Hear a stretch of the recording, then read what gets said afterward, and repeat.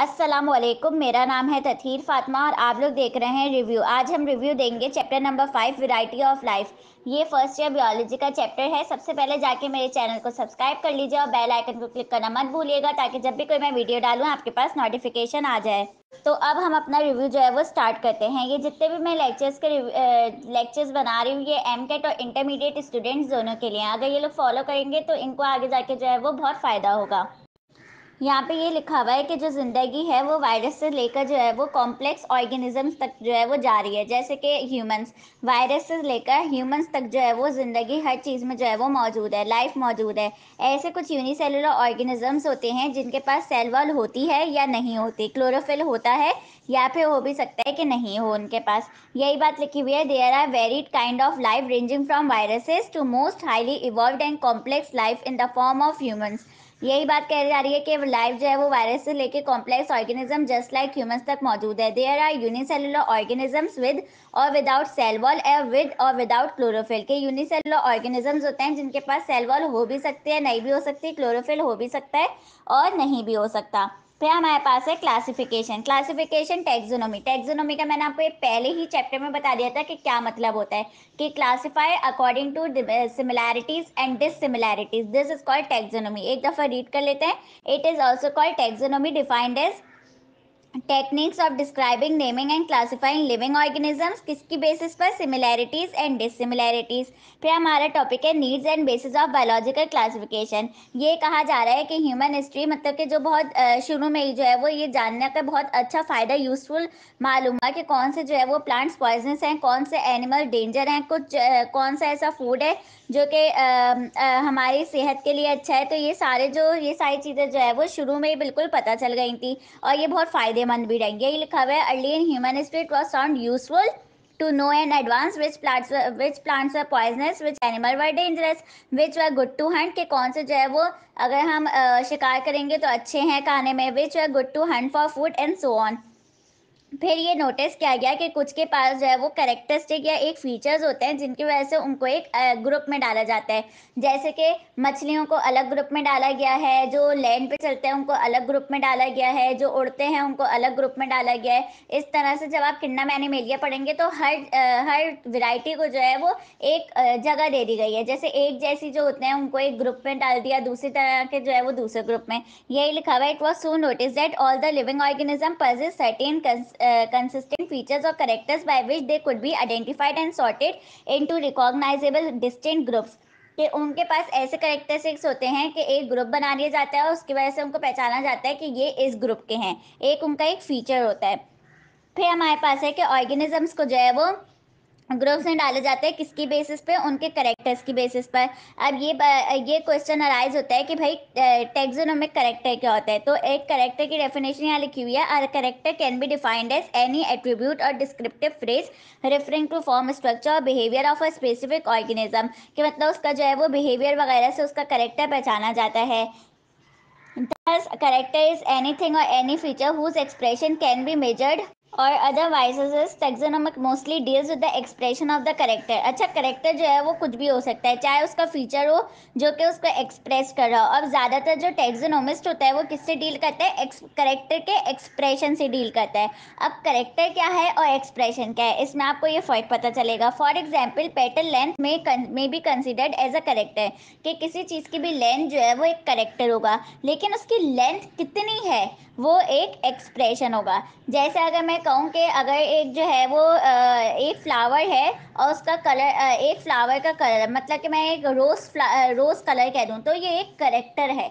मैं कलर कह रही हूँ लेकिन कलर का नाम नहीं बता रही। अब वो किस तरह का कलर है, क्या वो फूल जो है वो अपने आप को रेड कलर का दिखा रहा है, वाइट कलर का दिखा रहा है, जो कलर होगा ना जिसको एक्सप्रेस कर रहा होगा उसको हम कहते हैं एक्सप्रेशन।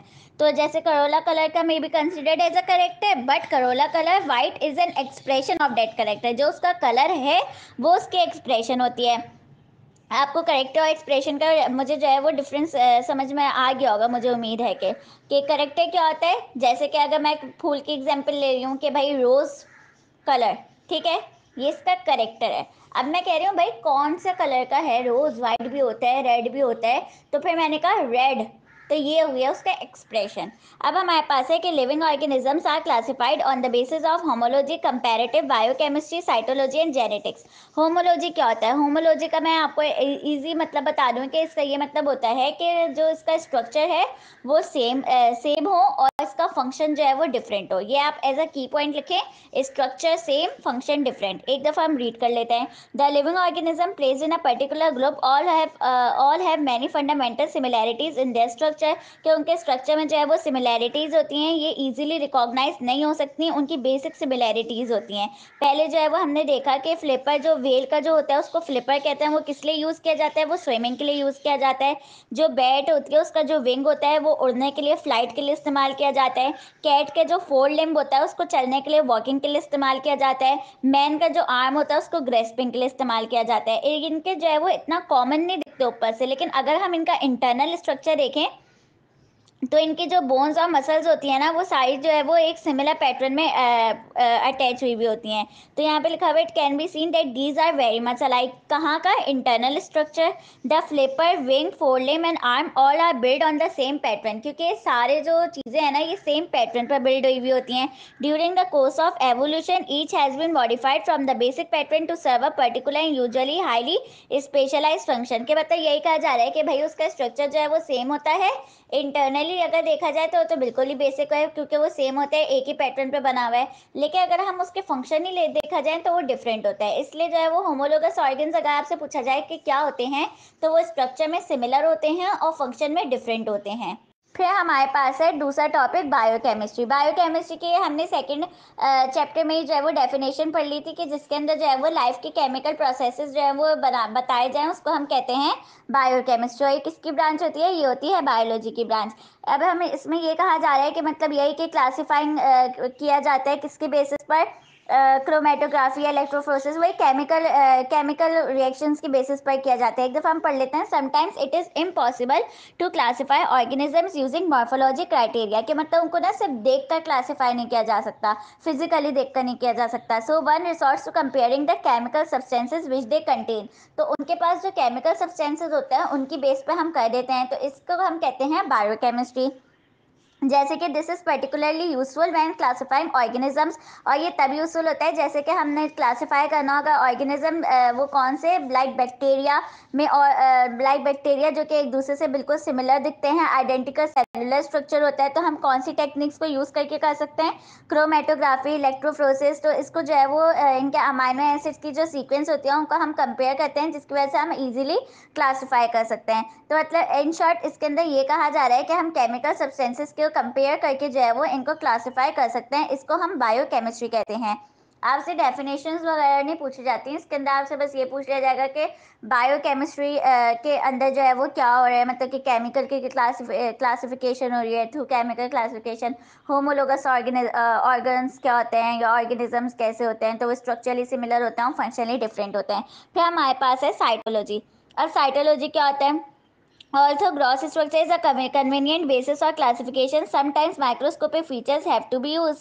कि माइक्रोस्कोपिक फीचर्स को कभी कभी यूज किया जाता है। Studies with the electron microscope have revealed that bacteria and cyanobacteria, के मतलब ये इलेक्ट्रॉन माइक्रोस्कोप ने ही रिवील किया था कि बैक्टीरिया और साइनोबैक्टीरिया के पास जो है वो यूनिक टाइप होती है एक सेल का स्ट्रक्चर, जिसकी वजह से इनको जो है वो एक अपने किंगडम में डाला गया, जिसको हम कहते हैं प्रोकैरियोट। अब हमारे पास टॉपिक है जेनेटिक्स। जेनेटिक्स का जो है वो ये मेन टूल होता है किसी भी ऑर्गेनिज्म को जो है वो क्लासीफाई करने का।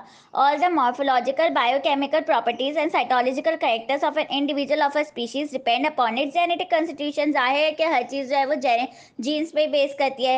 हैंस द मेन टूल, जो कि मेन टूल होता है क्लासीफाई करने के लिए ऑर्गेनिजम्स को, वो जेनेटिक्स होता है। इस लाइन को हाईलाइट कर लें, क्योंकि आपको सारे जो है वो ऑप्शंस दिए हुए होंगे, होमोलॉजी, साइटोलॉजी, बायोकेमिस्ट्री और जेनेटिक्स, और ऊपर जो है वो एमसीक्यूज दिया हुआ होगा कि which is the main tool to classify organisms. तो बच्चे जो है वो ऐसे ऊपर से पढ़ जाते हैं, तो ये मेन बात लिखी हुई है कि ये मेन टूल होता है जेनेटिक्स किसी भी ऑर्गेनिज्म को क्लासीफाई करने का। और फिर हमारे पास एक नया टॉपिक है, concept of species and hierarchy of biological classification. अच्छा, जो बेसिक यूनिट होता है बायोलॉजिकल क्लासिफिकेशन का, उसको हम स्पीशीज कहते हैं। अब इसके अंदर आपको ये देखना है कि स्पीशीज से क्या बनता है और जेनरा बनता है, जेनरा से क्या बनता है। ये जो नीचे classification of wheat, classification of हौसला लिखा है, ये आपको याद कर लीजिएगा, एमकेट में आ सकता है। अब सबसे नीचे से देखें, मैं हमेशा ना स्पीशीज से शुरू करती थी कि स्पीशीज के क्या चीज़ बनती है, जीनस बनता है या जेनरा बनता है, जेनरा से या जीनस से क्या बनता है, फैमिली, फैमिली ऑर्डर, ऑर्डर के बाद क्लास, क्लास के बाद डिवीजन, डिवीजन के बाद किंगडम। ये आपको पूरी जो है वो सीक्वेंस पता होनी चाहिए। अब जो वीट है ये प्लांट का है, हाउस लाइ जो है वो एनिमल का है। अब वीट में आप देखें कि यहाँ डिवीजन दिया हुआ है और हाउस लाइ में देखें फाइलम दिया हुआ है, ये बहुत बड़ा डिफरेंस है। आपसे लिखा हुआ आ जाएगा कि क्लासिफिकेशन ऑफ वीट, आप जो है वो स्पीशीज से जल्दी जल्दी शुरू करके किंगडम पे आ जाएंगे, लेकिन आप मेन बात नहीं देखेंगे कि प्लांट्स को जो है वो डिवाइड किया जाता है, इसलिए उसमें डिवीजन आता है। हौसला को जो है वो फाइलम में किया जाता है, मतलब एनिमल्स को फाइलम में किया जाता है, इसलिए हौसला के साथ जो है वो फाइलम आया है। अगर हम ये आपको सीक्वेंस पूरी याद होनी चाहिए, ये हर दफ़ा एमसीक्यूज में आता है कि वो पूछ लेते हैं कि सीक्वेंस एरो लगाए हुए होते हैं, कहते हैं कि टिक द करेक्ट सीक्वेंस। तो species, genus, family, order, class, phylum, kingdom, ये आपको पता होना चाहिए किसके बाद कौन सी चीज़ आ रही है। वो लोग बीच में से भी शुरू कर सकते हैं, वो लोग ये दे सकते हैं कि ऑर्डर, क्लास, फाइलम, किंगडम, ज़रूरी नहीं है कि स्पीशीज से ही शुरू करें। एक दफ़ा हम इसको रीड कर लेते हैं। The basic unit of biological classification is the species. Species जो है वो ग्रुप होती हैं ऑर्गेनिज्म की जिनके पास फिजिकल फीचर्स जो है वो कॉमन होते हैं, और इंटरब्रीडिंग ऑर्गेनिजम्स होते हैं, वो जो हमने जो है वो चैप्टर में पढ़ी थी कि स्पीशीज़ क्या होते हैं, सिमिलर इंटरब्रीडिंग ऑर्गेनिजम्स होते हैं।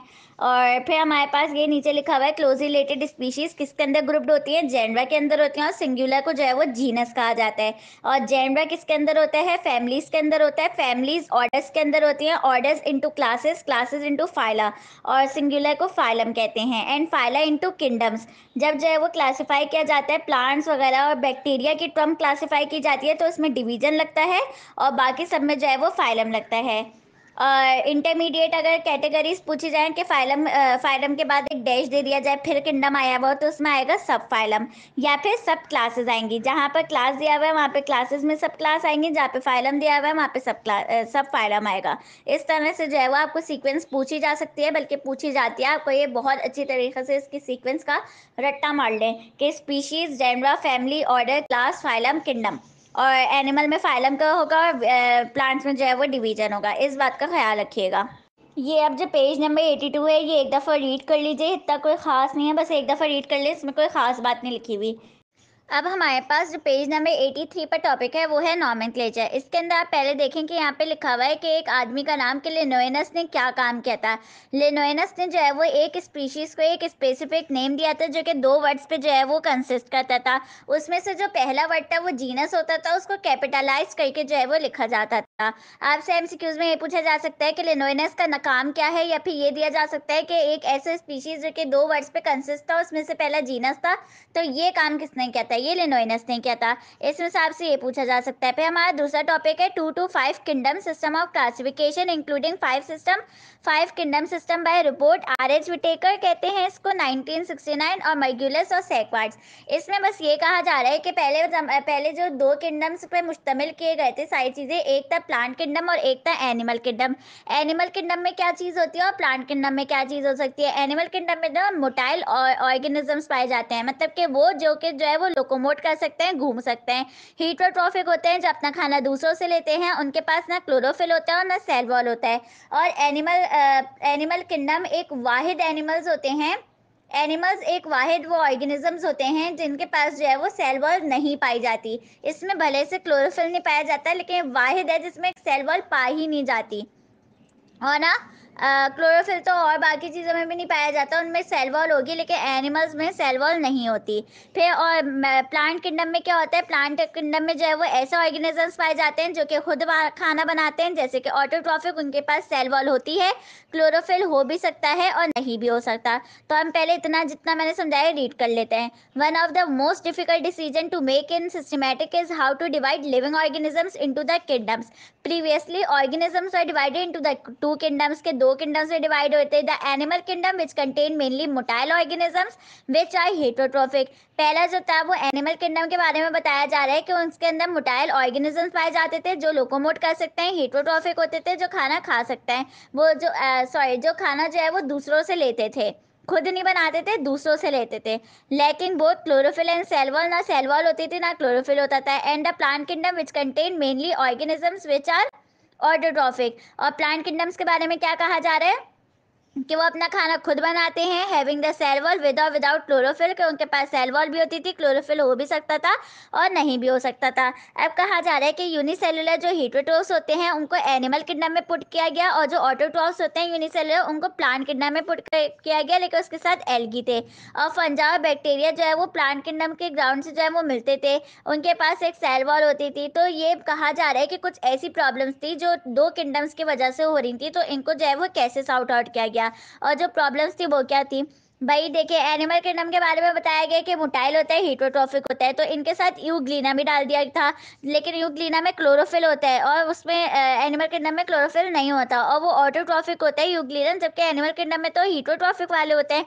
तो ये प्रॉब्लम आ गई थी। फंजाई में ये कहा जा रहा है कि वो प्लांट से जो है वो मुख्तलिफ थे, क्योंकि वो हीटरोट्रॉफिक होते थे, उनके पास एब्जॉर्प्शन मेथड होता था। बैक्टीरिया और साइनोबैक्टीरिया के पास एक सिमिलर पैटर्न था, एक सिमिलर स्ट्रक्चर, उनके पास सेल स्ट्रक्चर था जिसके वजह से उनको एक किंगडम में डालना चाहिए था। तो अब इसको जो है वो एक अच्छे बेसिस से बनाने के लिए प्रोकैरियोट और यूकैरियोटिक की बेसिस पर जो है वो क्लासिफाई किया गया है।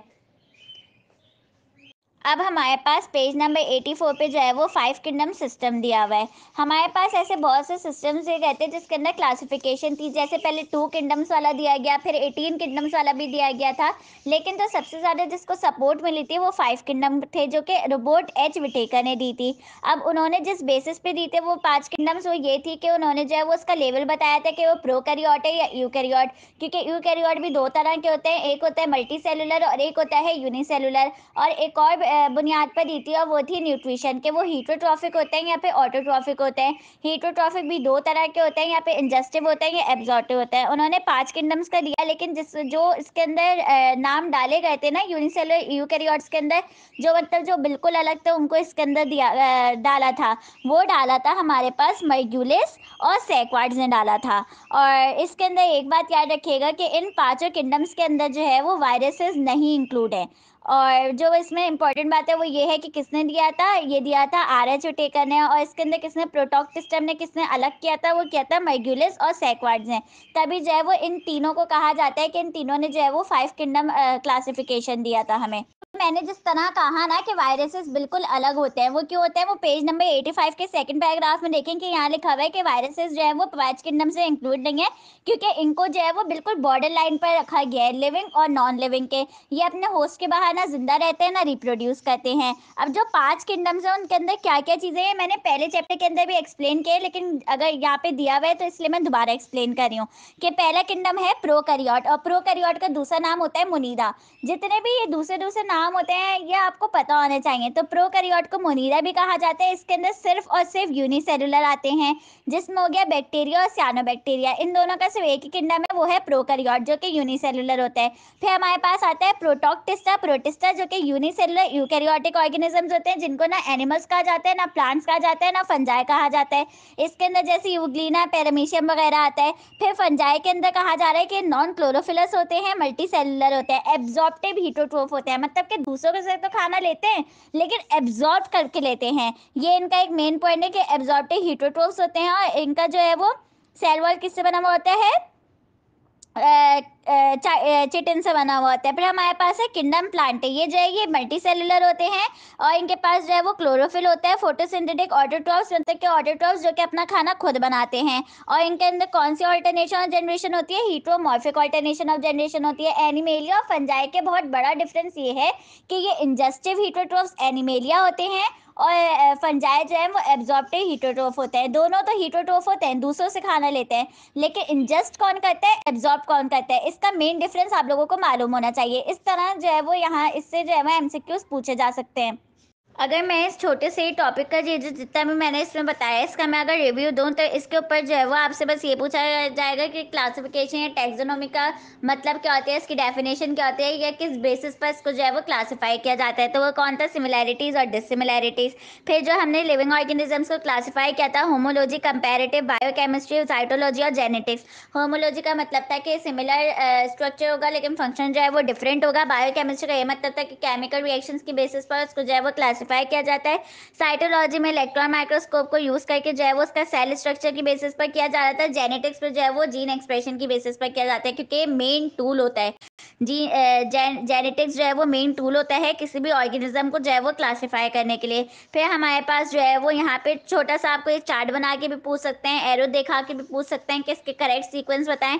आपको वीट और हाउस फ्लाई का जो है वो पता होना चाहिए, और ये चीज़ सीक्वेंस पता होना चाहिए कि स्पीशीज से जेनरा बनते हैं, जेनरा से या जीनस से फैमिली बनती है, फैमिली से ऑर्डर बनता है, ऑर्डर से क्लास, क्लास से फाइलम, फाइलम से किंगडम। अगर एनिमल के अंदर होगा तो इसको जो है वो डिवीजन, वो प्लांट के अंदर होगा तो इसको जो है वो फाइलम का नाम डिवीजन की जगह आएगा।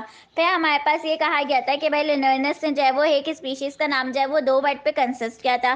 फिर 5 किंगडम्स का जो है वो बताया गया था कि फिर R.S. विटेकर ने जो है वो एक तरह से बताया था कि इस तरह का होना चाहिए, उसको मॉडिफाई जो है वो किसने किया था, वो अच्छा जो प्रोटोक्टिस्टा और प्रोटिस्टा की वाली कहानी थी वो R.S. विटेकर ने की थी, और जो इसको मॉडिफाई किया था वो जो है वो माइग्यूलिस और सेक्वार्ड्स ने किया था, जिसमें उन्होंने prokaryote, protista, Protoctista, fungi, Plantae, animalia का बताया था कि प्रोकैरियोट को जो है वो मुनीरा भी कहते हैं, जिसके अंदर यूनिसेलुलर होते हैं जैसे कि बैक्टीरिया और साइनोबैक्टीरिया। प्रोटोक्टिस्टा को प्रोटिस्टा भी कहते हैं, जिसके अंदर यूनिसेलुलर यूकैरियोटिक ऑर्गेनिजम्स आते हैं, ना वो प्लांट्स रहते हैं, ना वो एनिमल्स रहते हैं, ना वो फंजाई रहते हैं। इनको एक अलग ही ग्रुप में डाल दिया जाता है, जैसे कि यूग्लिना, पैरामीशियम और क्लाइमेडोनस। फंजाई के बारे में देखा जाए तो ये नॉन क्लोरोफिलस होते हैं, मल्टी सेलर ऑर्गेनिजम्स होते हैं, इनके पास सेल वॉल चिटिनिया से बनी हुई होती है, एब्जॉर्प्टिव हीटरोट्रोफ होते हैं। क्योंकि एनिमल्स में इस तरह पूछा जाएगा कि एनिमल्स जो है वो मल्टी सेलर यूकैरियोटिक ऑर्गेनिजम्स होते हैं, उनके पास क्या हीटरोट्रोफ तो होते हैं, लेकिन कैसे होते हैं, वो इंजस्ट करते हैं और ये एब्जॉर्ब करते हैं फंजाई। ये बात बहुत ध्यान से देखिए, पढ़िए और इसको हाईलाइट कर लीजिए। और प्लांट में ये कहा गया है कि ये भी मल्टी सेलुलर होते हैं, इनके पास क्लोरोफिल होता है, सेल वॉल होती है, मगर ये जो है वो ऑटोट्रॉफ होते हैं, अपना खाना खुद बनाते हैं। बस इस लेक्चर में से जो है वो इसी तरह से आपसे सवालात किए जाएंगे, इन बातों में से जो है वो आपसे पूछा जाएगा। आप एक दफ़ा अच्छी तरीके से जो है वो रीड कर लीजिए। अब जो हमारा नेक्स्ट लेक्चर आएगा वो बहुत ज़्यादा इंपॉर्टेंट होगा। इस चैप्टर का जो है वो वही असल टॉपिक्स हैं जो अब जो है वो नेक्स्ट लेक्चर में मैं आपको पढ़ाऊंगी। बहुत ध्यान से सुना करें, हर की पॉइंट को जो है वो अच्छे से लिख लिया करें, कभी कोई गलती मत किया करें, क्योंकि की पॉइंट से आपको जो है वो आपके असल अचीवमेंट तक पहुंचा देंगे, क्योंकि की पॉइंट्स के जरिए जो है पूरा चैप्टर जो है वो याद पढ़ लेंगे, उनके कॉन्सेप्ट क्लियर हो जाएंगे। और जो हाईलाइट करवाया करें वो आप हाईलाइट करा करें, क्योंकि वो बहुत ज़्यादा मेन बातें होती हैं। मेरे चैनल को सब्सक्राइब करना मत भूलिएगा और आगे के लेक्चर्स को भी फॉलो करते जाएं।